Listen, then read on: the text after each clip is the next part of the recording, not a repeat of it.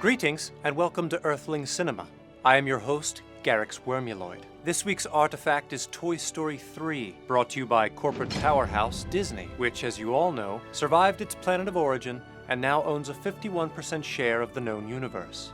Toy Story 3 is a story about toys, a race of living, breathing creatures that were enslaved by the humans for their own amusement. In Earth's heyday, toys such as Woody, female Woody, Buzz Aldrin, and all these different horses were considered second-class citizens in a materialistic society that judged beings based only on their pragmatic usefulness. Let's see how much we're going for on eBay. When the film begins, the toys are owned by Andy, a ruthless overlord who labels them with his name, effectively smothering their individual will. He keeps his subjects suspended in a perpetual state of oppression, ignoring them to heed the beck and call of his master, the cell phone.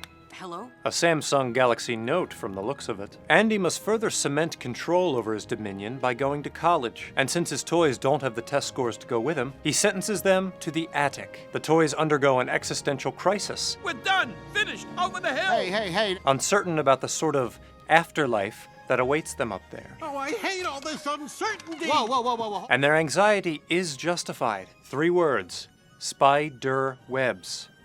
That's why I always make my wife get the Galaxmas decorations. Ever the die-hard loyalist, Woody preaches eternal devotion to Andy, a classic case of Sherlock Holmes syndrome. This job isn't about getting played with, it's about... Being there for Andy, we know. But it's no use. The other toys escape to a daycare facility called Sunnyside, a name that makes sense if you remember that Earth had only one sun. Sunnyside seems nice at first, but turns out to be a socialist nightmare. Here, the toys are no longer private property. Lotso Huggin' Bear takes it upon himself to rule this socialist utopia with a fuzzy fist. For as he says, the toys are without owners. No owners means no heartbreak. But he is a malevolent dictator, subjecting his citizens to torture at the hands of ruthless toddlers in order to crush their spirits. He maintains power with a secret police force, brainwashing, You're in the custody of the Galactic Alliance. and a monkey who is clearly on meth.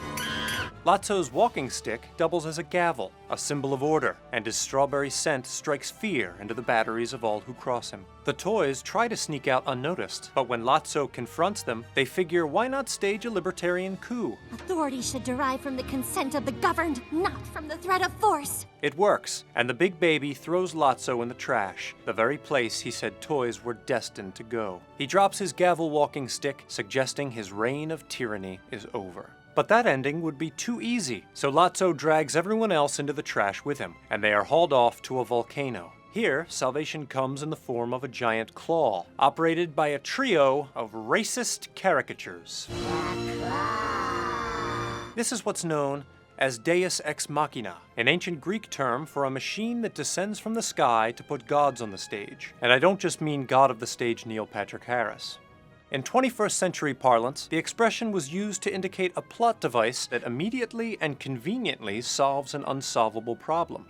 Toy Story 3's Deus Ex Machina is both a literal machine descending from the sky and a plot device that conveniently saves the day. Despite being critically and commercially successful, the boys at Pixar could always find time for an obscure inside joke. At the end of the film, Ken and Barbie usher in a groovy utopia, perhaps indicating that a time will come when the toy race will no longer be oppressed and can exist in harmony with all the Earth's creatures. In the meantime, Woody and his friends are content to live under Bonnie's benevolent rule. That is, until she goes to college too and they have to do the whole thing over again.